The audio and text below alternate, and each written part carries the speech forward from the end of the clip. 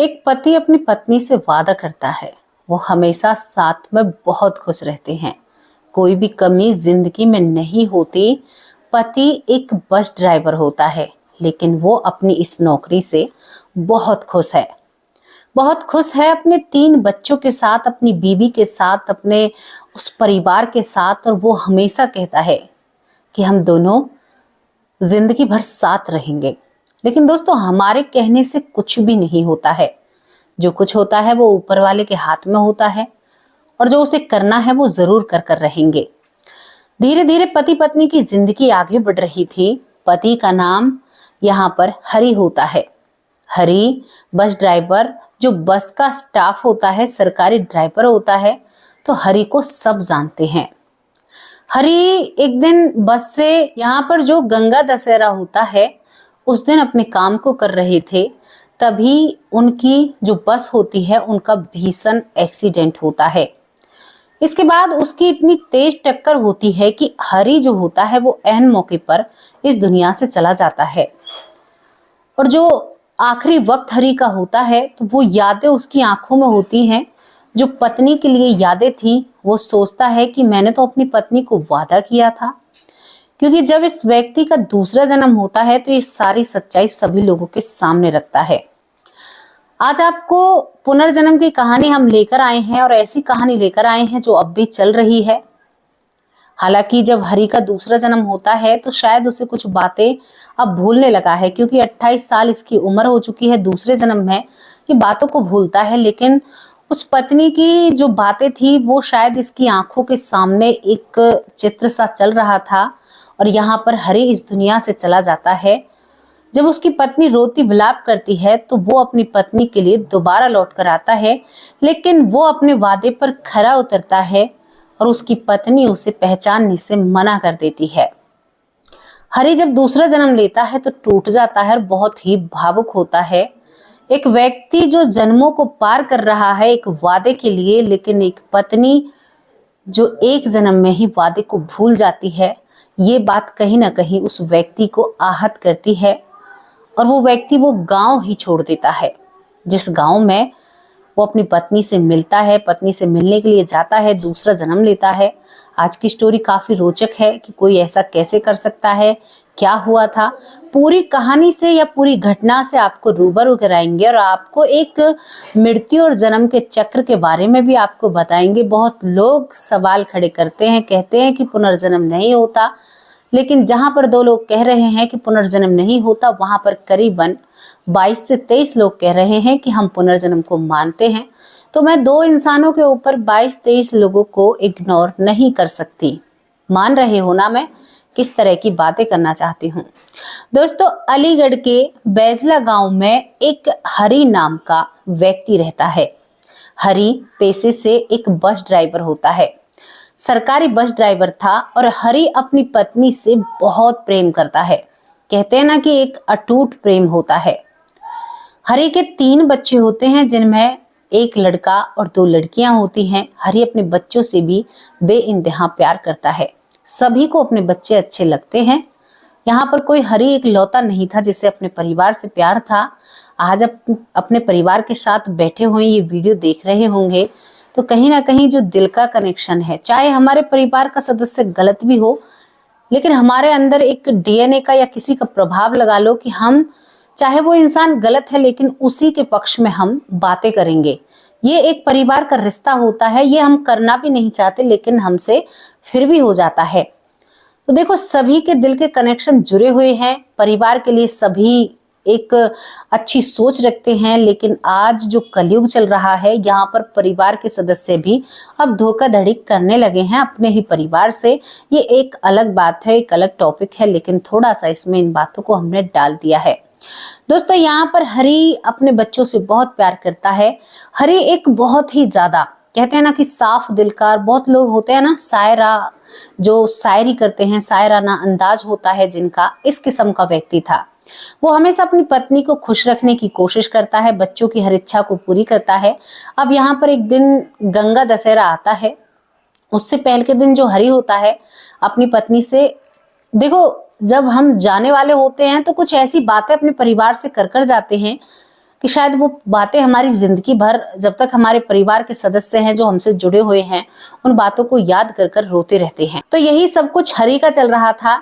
हरि अपनी पत्नी से पता नहीं, जब वो गंगा दशहरा वाले दिन ड्राइविंग करने के लिए जाता है तो उससे पहले के दिन अपनी पत्नी से वादा करता है। कहता है कि देखो, मैं तुम्हें कभी नहीं छोड़ना चाहता। अगर मैं तुमसे अलग भी हो गया ना तो मैं तुम्हें भुला नहीं सकता, चाहे मुझे दूसरा जन्म लेना पड़े। दोस्तों, एक नॉर्मल सी बात थी, कोई ज्यादा इस बात में तर्क नहीं होती है। और हरि गंगा दशहरा वाले दिन अपनी बस पर जाता है और अपने काम को करता है, लेकिन हरि की जो बस होती है उसका भीषण एक्सीडेंट होता है और जिसमें हरि ऐन मौके पर इस दुनिया से चला जाता है। जब ये किस्सा गांव तक पहुंचती है ये खबर, तो हरि की जो पत्नी होती है, ये दोस्तों 1996 का मामला है। 1996 में हरि का जो बस का एक्सीडेंट होता है, वहां पर गांव के कुछ बड़े लोग पहुंचते हैं, हरि के भाई भी पहुंचते हैं। हरि का शव देखकर भाई के पैरों तले जमीन खिसक जाती है और भाई कहते हैं कि अरे भाई, मैं तुम्हारी पत्नी से क्या कहूंगा, तुम्हारे उन बच्चों से क्या कहूंगा कि तुम्हारे पिता इस दुनिया में जीवित नहीं रहे हैं। हे परमात्मा, तुमने ऐसा क्या किया, ऐसा क्यों किया? मेरे घर पर मेरे बच्चे इंतजार कर रहे हैं, मेरे भाई के बच्चे। मैं इसको घर कैसे लेकर जाऊं? मैं बैजला गांव इसको कैसे लेकर जाऊं? मैं क्या मुंह दिखाऊंगा? हरि का भाई इस तरह से रो रहा था। इन शब्दों को सुनकर जो वहां पर पुलिस वाले होते हैं, उनकी आंखों से भी आंसू निकल आते हैं। इसके बाद हरि का पोस्टमार्टम होता है। जो कागज कार्रवाई होती है, कानूनी कार्रवाई, वो सभी होती है। बस का जितना भी स्टाफ होता है हरि की अंतिम विदाई में आता है। हरि को देखने के लिए पूरे गांव के आंखों में दुख था कि हरि एक बहुत अच्छा इंसान था। वो हमेशा सभी का ख्याल रखता, सभी का ध्यान रखता है और सभी के लिए एक बहुत दिल में, किसी को पैसों की जरूरत हुआ करती तो हरि सबसे आगे खड़ा पाया करता। तो गांव को वालों को हरि से एक हमदर्दी थी। जवान बीबी थी, छोटे छोटे बच्चे होते हैं। गांव वाले कहते हैं कि अरे ये तो गलत हुआ, बहुत गलत हुआ। आप उस माहौल को अपने दिमाग में सोच सकते हो कि कैसा गांव का माहौल रहा होगा। दोस्तों, हरि की अंतिम विदाई हो जाती है। पत्नी बिलक बिलक कर रोती है, कहती है कि मैं इन बच्चों को कैसे पालूंगी, क्या करूंगी मैं इन बच्चों का, कैसे मेरा जीवन गुजरेगा। दोस्तों, ये कहानी यहीं पर समाप्त हो जाती है। लेकिन दूसरी तरफ करीबन 1999 यानी 3-3.5 साल के वक्त के बाद इसी हरि के गांव में, बैजला गांव में, एक परिवार में एक लड़के का जन्म होता है 1999 में। और ये लड़का बहुत खूबसूरत था, बहुत खूबसूरत होता है। इस बच्चे को पाकर माँ बाप बहुत खुश थे, क्योंकि परिवार में पहला सदस्य लड़का हुआ था और यहाँ पर एक पीढ़ी की नींव रख चुकी थी। लड़के को पाकर वो परिवार खुश होता है, गांव में मिठाई बांटता है और ये लड़का धीरे धीरे बड़ा होने लगता है। लेकिन जैसे ही ये लड़का 2 साल का होता है, तो 2 साल के बाद ये लड़का कहता है कि मुझे बस से डर लगता है। इसकी मम्मी अपने मायके जाती है इस लड़के को लेकर। लड़के का नाम रवि कुमार होता है। तो रवि कहता है कि नहीं माँ, मैं इस बस में नहीं बैठूंगा। और ये रोने लगता है, ज्यादा ठीक से कुछ साफ कह नहीं पाता है, लेकिन अपने पापा की साथ वापस घर आ जाता है। जो पापा उसे बस में बिठाने के लिए गया था, तो माँ भी नहीं जाती है। माँ काफी परेशान हो जाती है और कहती है कि इसने तो मुझे मेरे गांव नहीं जाने दिया, ये कैसा लड़का है। और वो घर आकर गुस्सा हो जाती है। वो रोता है, बहुत ही ज्यादा रोता है, कहता है कि बस मुझे मार देती, मैं बस में मर जाता, तुम्हें गांव की लग रही है। ऐसे हिंदी भाषा या गांव की भाषा का इस्तेमाल करता है जो रवि होता है। रवि और 3 साल का होता है। तो 3 साल बाद रवि कहता है कि मुझे तो अपनी पत्नी के पास जाना है। जो यहाँ पर कहता है कि हरि की जो पत्नी है वो मेरी पत्नी थी, मैं हरि हूँ। अब हरि का पूरे गांव को पता होता है कि एक बस ड्राइवर था। तो घर वाले कहते हैं कि क्या कह रहा है, ऐसा कैसे हो सकता है। तो वो कहता है कि मैं हरि हूँ और मेरी पत्नी, मेरे बच्चे इसी गांव में हैं। क्योंकि वो 3 साल की उम्र में उस गांव को पहचानने लगता है और जाकर बार बार अपने उस घर पर जाकर खड़ा हो जाता है जिस घर में उसका पहला जन्म था, जिस घर में हरि का जन्म है। यहाँ पर रवि उस घर की चौखट पर जाकर खड़ा हो जाया करता और 3 साल का बच्चा उस महिला को देखा करता जो विधवा महिला होती है। कभी कभी यहाँ पर जो हरि की पत्नी होती है वो कहती है कि क्यों रे, यहाँ पर क्यों आया है। उसके चेहरे को हाथ लगाती है, बच्चा समझकर उसे खिलाने की भी कोशिश करती है, लेकिन उसे नहीं पता था कि ये मेरा ही पति है और इसने दोबारा इस गांव में जन्म ले लिया है। अब यहाँ पर वो 3.5 साल का होता है। घर वाले इस बात को दबाने की कोशिश करते हैं, कई इलाज उस लड़के के कराए जाते हैं कि भाई हम नहीं चाहते कि इसको पिछले जन्म की बातें याद आए, हम कोई बखेड़ा खड़ा नहीं करना चाहते क्योंकि एक लौता लड़का होता है। दोस्तों, एक चीज बहुत देखने को मिली है जो पुनर्जन्म में होती है, जिसका भी पुनर्जन्म होता है वो शायद अकेला बेटा उस घर का होता है या उससे कोई ऐसी बातें जुड़ी हुई होती हैं कि जो पूरे परिवार की जिम्मेदारी उसके कंधों पर होती है। यानी कि जहां पर इन लोगों की चाह होती है, यानी कि हमें इंसान चाहिए, वहीं पर इन लोगों का जन्म होता है, जिनका पुनर्जन्म होता है, उन्हीं को पिछले जन्म की बातें याद रहती हैं। अब यहाँ पर जो रवि था वो बार बार वहां पर जाकर खड़ा हो जाया करता हरि के घर, और एक दिन वो 3.5 साल की उम्र में कह ही देता है कि तुम मेरी पत्नी हो। तो यहाँ पर जो हरि की पत्नी है वो हंसने लगती है कि भाई मैं तुम्हारी पत्नी कैसे हूँ। वो कहता है कि तुम्हें नहीं पता, मैं हरि हूँ, मैं बस एक्सीडेंट में इस दुनिया से गया था, मुझे सारी बातें याद हैं। वो पत्नी कहती है कि चल फलाने का है, अपने घर जा, फालतू की बातें मत बना, किसने तुम्हें सिखा पढ़ाकर मेरे पास भेजा है। और वो गुस्सा हो जाती है कि एक विधवा महिला को शायद लोग छेड़ रहे हैं, इस तरह की वो बातें करती है। तो यहाँ से जो रवि होता है वो रोता हुआ घर आता है और कहता है कि मेरी पत्नी तो बदल गई, मेरी पत्नी अब मुझसे प्यार नहीं करती, मैंने जो उससे वादा किया था मैंने पूरा किया। माँ, मेरी पत्नी अब बदल चुकी है, वो मेरी नहीं रही है। तो माँ कहती है कि कौन सी पत्नी, तू क्या अनाप शनाप कह रहा है। तो वो कहता है कि मैं हरि हूँ, मेरी पत्नी मेरे घर पर रह रही है और वो मुझसे डांट लगा रही है, कह रही है कि तुम्हें किसने पढ़ाया है, किसने सिखाया है। अब यहाँ पर वो कई दिनों तक गुस्सा रहता है, माँ से भी नहीं बोलता है, खाना भी नहीं खाता है। घर वाले परेशान हो जाते हैं कि हमारा बच्चा इतना परेशान रहता है। तो इसके बाद क्या करता है जो हरि होता है, रवि होता है, वो कहता है कि दोबारा मुझे अपनी पत्नी से बात करनी है। 3.5 साल का बच्चा हरि के घर पहुंचता है और जाकर अपनी पत्नी के पास बैठ जाता है। पहले बच्चों को ढंग से देखता है, बच्चे काफी बड़े हो रहे थे, उससे ज्यादा बड़े होते हैं। उसके बाद यहाँ पर ये कहता है कि तुम मुझे नहीं पहचानोगी। तो यहाँ पर ये विधवा महिला शोर खड़ा कर देती है। उसके घर वाले भी आ जाते हैं कि भाई हमारी घर की जो महिला है, आप उसके साथ ऐसा कैसे कर सकते हो। गांव में 2 परिवार का मामला खड़ा हो जाता है। तो ये लड़का बहुत जोर से चिल्लाता है और अपने भाई से कहता है कि उस दिन तो तू बड़ा रो रहा था कि मैं तुम्हारे बच्चों को क्या जवाब दूंगा, क्योंकि मैं तुम्हारी बातें सुन रहा था, उस वक्त तक मेरी सांसें चल रही थी। इस बात के बारे में मालूम उस भाई को नहीं पता होता है। तो भाई एकदम हक्का बक्का रह जाता है। जहां पर एक विवाद बन रहा था गांव के अंदर, वहां पर अब विवाद समाप्त हो जाता है, क्योंकि 3.5 साल का बच्चा कहता है कि उस दिन तो तू बड़ा विलाप कर रहा था कि मैं तुम्हारे बच्चों को क्या जवाब दूंगा, मैं वापस लौट कर आया हूं, तो सबसे पहले तुम दोनों ही इन बातों को नकार रहे हो। वो भाई चुप हो जाता है, कहता है कि मैं तेरा भाई हूं, मैं तेरा भाई हूं और तू मुझे भूल गया, मैं हरि हूं। दोस्तों, उसके बाद वो पत्नी के पास जाता है। जो पत्नी अभी तक आरोप लगा रही थी कि एक विधवा महिला को छेड़ा जा रहा है इस तरह से, वो कहता है कि तुम्हें कोई नहीं छेड़ रहा, मैं तुम्हारा पति हरि हूं। और जिस दिन मैं जो गंगा दशहरा होता है उस दिन जब मैं घर से जाता हूं तो मैं तुमसे कहकर गया था ना कि मैं दूसरा जन्म लेकर जरूर आऊंगा, मैं तुम्हें नहीं छोड़ सकता अगर मुझे कुछ हो भी गया हो तो। यहाँ पर वो विधवा महिला संग खड़ी रह जाती है, क्योंकि सच में ही उसका पति अकेले में उससे ये बातें कहकर गया था और ये बातें गांव के किसी भी इंसान को नहीं पता थी। इसके बाद वो कई बातें बेडरूम की अपनी पत्नी को बताता है, जो 3.5 साल का बच्चा होता है। महिला नतमस्तक हो जाती है कि हाँ, यही मेरा पति है, और कह देती है कि मुझसे कहीं ना कहीं गलती हुई है। अब यहाँ पर जो ये लड़का होता है जिसका नाम रवि कुमार होता है, जो पिछले जन्म में हरि था, अब बहुत सारी जानकारी गांव वालों के सामने रखता है। तो गांव वाले कहते हैं कि भाई सच में ही ये हरि आया है।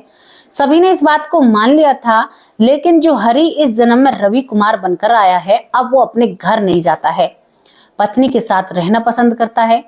पत्नी थोड़ी सी शर्माई होती है, क्योंकि अब इन बातों से दूर दूर तक का पत्नी का कोई वास्ता नहीं था। जब से उसका पति गया था वो पति धर्म में रह रही थी। दोस्तों, वो महिला काफी परेशान होती है और वो इस परेशानी से निजात पाना चाहती है। वो उसी पति के चेहरे के, क्योंकि वो इस बात को स्वीकार करने में थोड़ी सी गुरेज कर रही थी, कितने से बच्चे को मैं पति कैसे मानूं, ये मेरा पति है क्या है। तो वो थोड़ा सा किनारा करती है। और यहाँ पर जो रवि कुमार होता है इसकी माँ से कहती है कि मुझे बहुत अजीब लगता है इस बच्चे को देखकर, ये सोचना मन में कि कभी मेरे पति रहे होंगे। और वो कहती है कि या तो मैं इस गांव से दूर चली जाऊंगी या आप इस गांव से चले जाओ। उस महिला ने ये बात पूरे समाज के सामने रखी। दोस्तों पूरे समाज के लोग, गांव के लोग एक फैसला लेते हैं। रवि का जो परिवार होता है वो भी कहीं ना कहीं नहीं चाहता था कि ये सब बातें आगे बढ़े, क्योंकि आगे इन बातों का कोई भी वजूद नहीं है, कोई भी ऐसी चीज नहीं है। आज ही ये बातें खत्म हो जाएं। और जहां पर जो रवि के पिता होते हैं वो चाहते हैं कि हम शहर जाकर रहें, तो कुछ दिन के लिए रवि को शहर ले जाया जाता है, उसकी याददाश्त को भुलाया जाता है। करीबन 18 साल की उम्र तक रवि को शहर में रखा जाता है, घर से दूर रखा जाता है और इन सारी चीजों को उसके दिमाग से मिटाने की कोशिश की जाती है, क्योंकि कोई भी नहीं चाहता है कि रवि को ये बातें याद आए। उसकी पत्नी भी इन बातों को नहीं चाहती है। जब 3-3.5 साल का रवि उस गांव को छोड़कर जाता है तो कहता है कि मेरी पत्नी ने मेरे साथ धोखा किया, मेरी पत्नी मुझे स्वीकार करना नहीं चाहती, क्योंकि वो तो उसी लहजे में बात करता है और कहता है कि कोई किसी का परिवार नहीं है, ये लोग मुझे चाहते ही नहीं है। और नम भरी आंखों से रवि उस गांव को छोड़ता है। कई सालों तक शहर में रहता है, लेकिन रवि आज उसी गांव में रहकर समझदार होकर, उसकी शादी हो चुकी है और वो अपनी गृहस्थी बसाकर वहां पर खेती बाड़ी करता है शहर को छोड़कर। लेकिन बचपन में रवि के बारे में यही कहा जाता था कि रवि ऐसी बातें करता था और बहुत रोया था, अपनी पत्नी के लिए बहुत रोया था। लेकिन अब उस पत्नी का भी जीवन सही हो चुका है, क्योंकि रवि और जो पिछले जन्म का हरि होता है उसके बच्चे सरकारी नौकरी लग गए हैं, कोई फौज में है, कोई कहीं पर है। यहाँ पर हरि की पत्नी भी बहुत अच्छा जीवन बिता रही है। दूसरी तरफ जो हरि दूसरा जन्म लेकर आया था रवि कुमार बनकर, उसकी जिंदगी भी बहुत बेहतर है और बहुत अच्छे से जी रहा है, खेती बाड़ी करता है, एक किसान के घर में जन्मा है और जिंदगी बहुत अच्छी चल रही है। तो दोस्तों ये थी एक कहानी जहां पर एक पत्नी ने पति जो दूसरा जन्म लेकर आया उसे पहचानने से मना कर दिया, तो वो पति 3.5 साल की उम्र में शहर को ही छोड़ देता है। तो कैसी लगी आप लोगों को स्टोरी? और जो लोग यकीन नहीं करते हैं मैं उनसे क्या कहूं, मैं कुछ भी नहीं कह सकती। लेकिन भाई पुनर्जन्म तो होता है, इस पर आप लोग माने या ना माने, ये सत्यता पर रखी हुई एक घटना है। जो भी आपकी राय है अपनी राय कमेंट बॉक्स में जरूर रखना। दोपहर को हमने एक वीडियो डाली थी, जिस वीडियो में एक कमेंट को हमने शो किया था, सभी के सामने रखा था कि भाई कुछ लोग ऐसे होते हैं कि जो उंगली उठाते हैं, लेकिन मेरे परिवार ने, जो मेरा परिवार है ना, जिस पर मैं घमंड करती हूँ, उस परिवार ने मेरे सपोर्ट में जितने अच्छे कमेंट किए ना, मैं क्या कहूँ आपसे। आप कमेंट बॉक्स पढ़ोगे ना तो आपका दिल खुश हो जाएगा। मेरी भाइयों ने जो मुझे बेटी कहकर, बहन कहकर, बहुत लाडो कहकर संबोधित करते हैं ना, उन लोगों ने मेरे लिए जो बातें बोली है ना, मुझे बहुत अच्छा लगा। तो मैंने स्टार्टिंग में जो शुरुआत में आप लोगों से कहा था कि मैं 2 लोगों की वजह से उन 25-26 इंसानों को नहीं छोड़ सकती, परिवार के हिस्से को। तो 2 इंसान मेरे लिए कोई मायने नहीं रखते, क्योंकि मेरा परिवार मेरे लिए बहुत जरूरी है। अब उन लोगों के नाम लेती हूँ जिन लोगों ने मेरा साथ दिया है, जिन लोगों ने बढ़ चढ़कर कहा है कि आप सही हो और अच्छा काम कर रही हो, इन बातों से कोई फर्क नहीं पड़ता। कुछ लोगों ने बहुत बड़े कमेंट किए हैं और जवाब में वाकई में दिल खुश हो गया, बहुत अच्छा जवाब दिया है। साक्षी जिन्होंने हमारी साइड ली है और कहा है कि आपका काम बहुत बेहतर है, और बहुत लंबा कमेंट, इन्होंने बहुत बड़ा कमेंट किया है जवाब में। अब यहाँ पर सीताराम जी, मैं वो जवाब आपको दिखाऊं तो आपको अपने आप पर शर्मिंदगी आ जाएगी।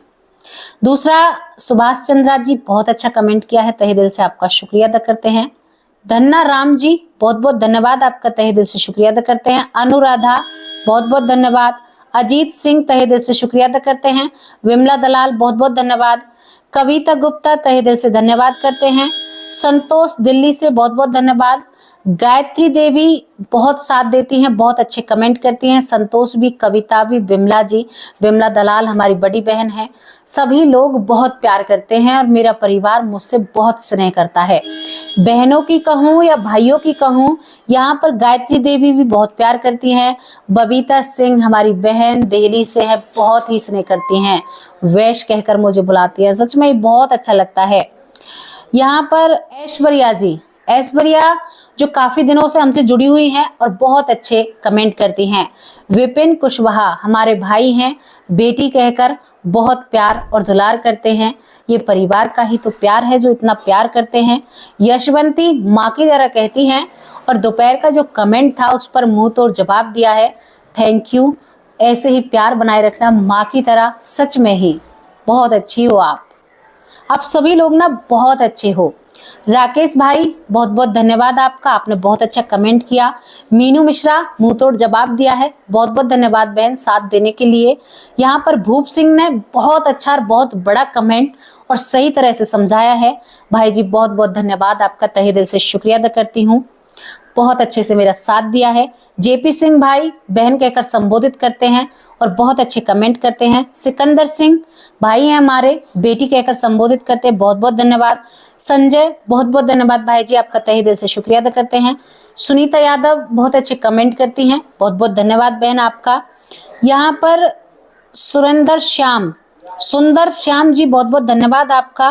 पूनम यादव तहे दिल से शुक्रिया अदा करते हैं। सभी लोगों ने बहुत साथ दिया है मेरा। कुलविंदर कौर जी बहुत बहुत धन्यवाद, तहे दिल से शुक्रिया अदा करते हैं। कई दिन से आपके नाम को लेने की कोशिश कर रहे थे। गायत्री व्लॉग बहुत बहुत धन्यवाद गायत्री जी, आपका चैनल अच्छा चले, लोग आपको पसंद करें, शायद व्लॉग इसीलिए लिखा हुआ है। आपके व्लॉग देखने की हम कोशिश करेंगे गायत्री जी। अनीता जी बहुत बहुत धन्यवाद, आपका तहे दिल से शुक्रिया अदा करते हैं। अशरफ मलिक जी बहुत बहुत धन्यवाद आपका, तहे दिल से शुक्रिया अदा करते हैं। कुछ लोग हमसे जुड़े हुए हैं यहाँ पर सुरुवती जी बहुत बहुत धन्यवाद आपका। कांति भाई बहुत बहुत धन्यवाद। यहाँ पर गुरुचरण सिंह जी बहुत बहुत धन्यवाद आपका। नमः शिवाय के नाम से आईडी का नाम है, बहुत बहुत धन्यवाद आपका, आपका कमेंट भी बहुत अच्छा है। भारती पाटिल हमारी बहन है, काफी दिनों से हमसे जुड़ी हुई हैं, बहुत बहुत धन्यवाद। अमल के आर जी बहुत बहुत धन्यवाद आपका। आप सभी लोगों ने मेरा साथ दिया, बहुत अच्छे कमेंट किए, हमारी बहनों ने बढ़ चढ़ कर भाग लिया। सभी के कमेंट इतने प्यारे होते हैं कि जी करता है सभी के नामों को एक बड़ी सी लिस्ट बनाऊं, कहानी नहीं सुनाऊं, आपके नामों को लूं, आपके कमेंटों की तारीफ करूं, आपके बारे में बताऊं, बस ये दिल करता है। पर क्या करूं, काम भी जरूरी है। आप लोग मेरे लिए बहुत जरूरी हो क्योंकि आप मेरे परिवार का हिस्सा हैं। मैं आपसे अपने जीवन की हर बात शेयर करती हूँ और खुलकर शेयर करती हूँ। मुझे इस बात से कोई परहेज नहीं है क्योंकि मैं एक सादा और सिंपल जीने वाली हूँ। मैं कभी भी ऐसा मैंने कुछ अपनी जिंदगी में, कहते हैं ना कि बहुत लोग अपने रहते हैं कि एक वामे में बहुत सिंपल और सादा रहती हूँ, पता नहीं मुझे ऐसा ही रहने का मन करता है। यहाँ पर बहुत लोगों ने, एक भाई ने हमारे ने कहा है कि मुझे भी पुनर्जन्म की बातें याद हैं, कल उनका नाम लूंगी, उनके बारे में आपको बताऊंगी उन्हें पुनर्जन्म कैसे याद है। क्योंकि बहुत लोगों के कमेंट आते हैं कि हमें पुनर्जन्म याद है लेकिन हमारी बातों पर कोई विश्वास नहीं करता। तो ये चीज भी देखने को मिलती है कि समाज में भांति भांति के लोग रहते हैं, इंसान रहते हैं, एक दूसरे की बातों पर विश्वास बहुत कम करते हैं। हम केवल इन घटनाओं को क्यों लेकर आते हैं? बहुत लोगों के आंखों पर पट्टी बनी है, एक गांधारी वाली जो पट्टी होती है ना, वो बंधी हुई है। लोग कहते हैं कि ऐसा हो ही नहीं सकता, ऐसा कैसे हो सकता है, वजूद ही नहीं है। तो भैया वजूद नहीं है तो हम कहाँ हैं? और हमारा अगर कोई वजूद नहीं है तो फिर जीने का क्या फायदा भाई मेरे। यहाँ पर सभी के प्यार और विश्वास के साथ आज मैं कुछ ज्यादा नहीं कहना चाहती क्योंकि आज मेरे परिवार के साथ को पाकर मैं बहुत खुश हूँ। ज्यादा कुछ गुस्सा नहीं निकाल सकती क्योंकि मुझे ज्यादा गुस्सा आता नहीं है। मैं बीमारी की हालत में भी आपको बीमार नजर नहीं आऊंगी क्योंकि मेरा फेस स्माइली फेस है। तो दोस्तों आप सभी के जीवन में हमेशा खुशियां महकती रहें, आप एक अच्छी बुलंदियों पर जाएं और आपको लोग, आप एक समाज के सामने ऐसा संदेश रखें। ये हमारी तरफ से कुछ बातें हैं कि आप समाज के सामने एक ऐसा संदेश रखें जिससे समाज में कुछ सुधार आए। तो मुझे लगेगा कि मेरी मेहनत सफल हो रही है। मुझसे जो लोग जुड़ रहे हैं वो एक अच्छे इंसान हैं और सभी मेरा परिवार बिल्कुल छटकर बना है। कहते हैं ना कि गिनती हो गई है लोगों की, बिल्कुल एकदम ईमानदार अच्छे लोगों से शायद मेरी जान पहचान होती है, मेरे परिवार का हिस्सा बनते हैं। और मैं तो भाई अपने परिवार की तरफ ही अपना ध्यान रखूंगी और परिवार के ही फेवर में, यानी परिवार की तरफ ही बोलूंगी। कहते हैं ना कि मेरा परिवार है। आप लोग बहुत अच्छे से रहिए, अपने बच्चों पर, अपनी बीवी पर, अपने परिवार पर, अपने माँ बाप पर ध्यान बनाए रखिए, उनकी सेवा कीजिए क्योंकि एक मर्द का कर्तव्य होता है परिवार को पाल पोस कर बड़ा करना। एक नारी का कर्तव्य होता है कि परिवार की जरूरतों की, भूख प्यास की, उनका पालन पोषण। तभी तो एक पति पत्नी का जोड़ा बना है इस गृहस्थी को संभालने के लिए। गृहस्थी नहीं संभलेगी तो सृष्टि कैसे रचेगी मेरे? अगर हम गृहस्थी को नहीं संभालेंगे तो सृष्टि कैसे बढ़ेगी? और सृष्टि नहीं बढ़ी तो फिर ये दुनिया कैसे चलेगी? तो जो गृहस्थी वाले लोग हैं ना, उनका बहुत महत्वपूर्ण एक कहते हैं ना कि एक रोल है आपका। पूरी फिल्म आपके कंधों पर टिकी हुई है। ये जितना भी सब कुछ चल रहा है ना आसपास, वो एक गृहस्थ आश्रम वाले के कंधों पर टिका हुआ है। सबसे बड़ा योद्धा, सबसे बड़ा तपस्वी गृहस्थ आश्रम वाला व्यक्ति जो ईमानदारी से रहे, वो नहीं कि जो आज बेईमानी कर रहा है, वो तो फिर घोर कलयुग की तरफ जा रहा है। तो मेरी बातें अगर किसी को पसंद ना आए तो माफ करना। अब आप लोगों से विदा लेती हूँ। कल हाजिर होंगे किसी सच्ची और अच्छी स्टोरी के साथ। तब तक के लिए नमस्कार, जय हिंद, जय भारत। और अपनी इस प्यारी सी बहन बेटी पर आपकी जो भी मैं लगती हूँ, ऐसे ही अपना प्यार और आशीर्वाद बनाए रखना।